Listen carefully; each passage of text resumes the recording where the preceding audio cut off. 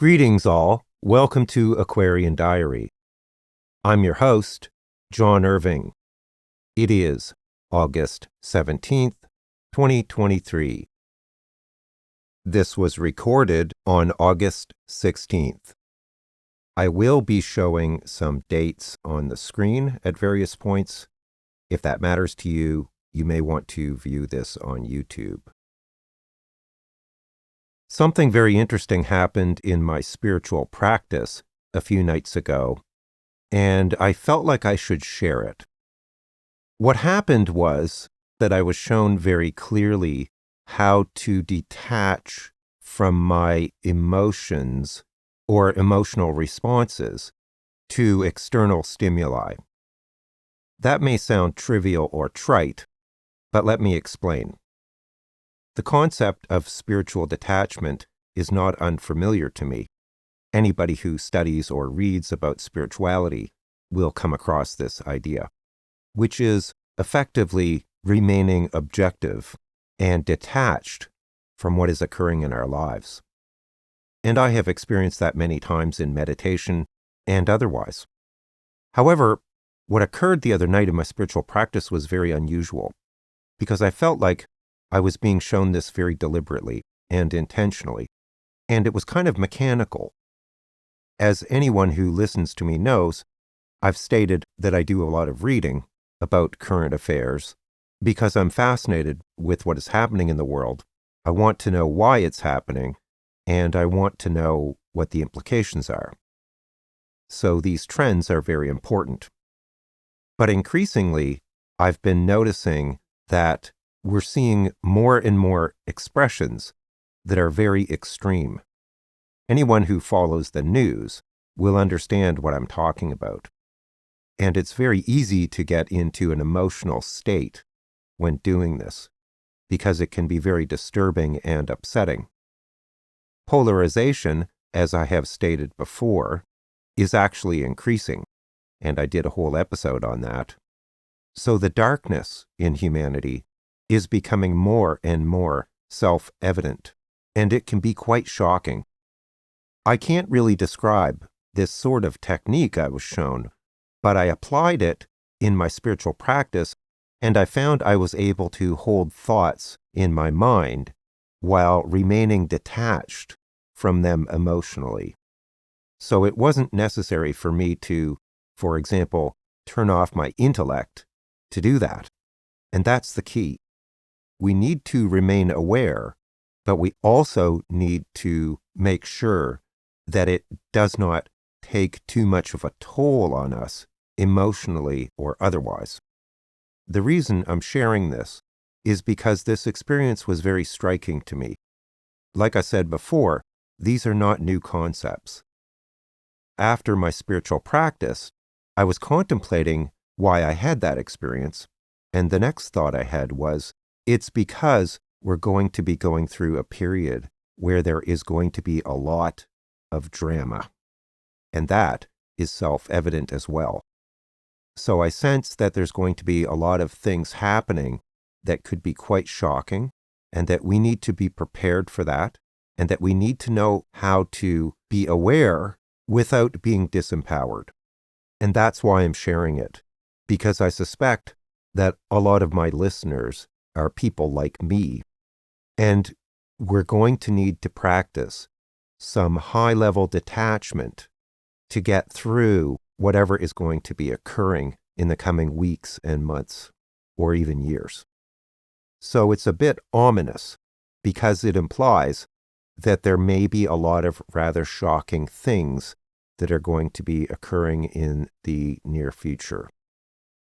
It's interesting, since I had that experience, I have been able to read and follow what's going on, and at the same time stay centered and balanced in the face of it. I still have moments where I go like, holy crap, I can't believe that happened. This is disturbing. This is shocking. I can't believe that people can be so dark. But then I can step away from it and detach. I also think that what's happening is that this contrast between the light and the dark is becoming increasingly stark. And I feel like there's a separation occurring, that what this process is doing, and it may very well be related to Pluto's retrograde back into Capricorn through January 20th of 2024, but that people are kind of choosing their path. People are being divided into two camps, and the current energies are forcing that to occur. So we are seeing the best and the worst in people, and also situations, governments, leaders, politicians, and so forth. The contrast is so stark and dramatic now that there is no doubt about who is on which side. How that actually resolves in three-dimensional reality, I do not know. There are notions like the timeline split that I have talked about and did a whole episode about, but it's still a bit of a mystery about how this split actually forms in reality. Because what I see is that we are so polarized that we're not actually going to come back together because there is no middle ground. There is right and there is wrong. And if you are allied with the darkness, or even tacitly endorsing it, you have made a decision. But for now, I think what we need to do, like I said, is be prepared for a lot of drama and ideally have the ability to remain emotionally detached so that we don't get harmed by that. We can't just turn our back on this because the forces of darkness will take advantage of that. But we also have to recognize that things are going to play out the way that they do, and that people have picked their sides. Right and wrong, ethical, unethical, moral, immoral, egocentric, egalitarian, truth versus lies, reality versus illusion, light and darkness. A lot of people seem to think that people are unwittingly ignorant, that they are merely victims, but I believe now that the contrast is so dramatic that on some level people have consciously chosen their path, that they are culpable for their state of being and their actions. And I think I can make a pretty strong case for that. This is a major fork in the road. It is an inflection point, so the chips will fall where they may. It's done.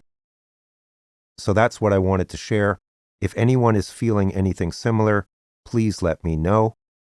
I personally felt a huge shift in energy almost the moment that Pluto retrograded back into Capricorn. I was like, oh my God, I don't want to go back into that energy. Here we go again. And like I said, Pluto will be back in Capricorn through January 20th. So we have another 5 more months while Pluto is dancing around the Anaretic 29th degree of Capricorn, which is a very potent degree, and there's a lot of karma being sorted out there. I felt much more liberated when Pluto was in Aquarius briefly early this year, and I look forward to that occurring more permanently early next year. But I think this next period of time is going to be particularly intense.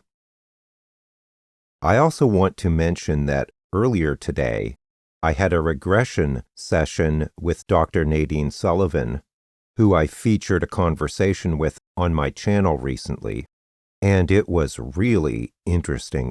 It was not what I was expecting. She has some kind of superpower.